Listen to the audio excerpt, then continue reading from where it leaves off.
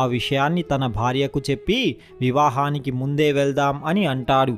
అప్పుడు అతని భార్య, నీకు ఆహ్వానం వచ్చిందా లేదా నీ చెల్లెలు వచ్చి నీకు చెప్పిందా అంటూ అడుగుతుంది. అప్పుడు సూరి, నాకు ఆహ్వానం రాలేదు, కానీ వేరే వారి ద్వారా ఈ విషయం తెలిసింది. అయినా ఆహ్వానం లేకపోతే ఏమయ్యింది?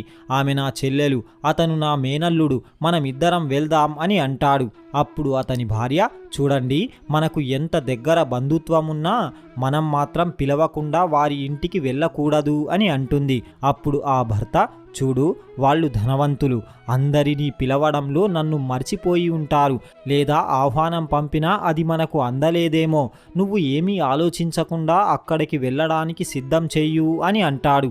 అప్పుడు అతని భార్య, చూడండి, మీరు వెళ్ళాలనుకుంటే వెళ్ళండి, నేను మాత్రం ఆహ్వానం లేకుండా రాను అని అంటుంది. అప్పుడు ఆ భర్త, సరే అయితే నువ్వు పిల్లలతో కలిసి ఇంట్లో జాగ్రత్తగా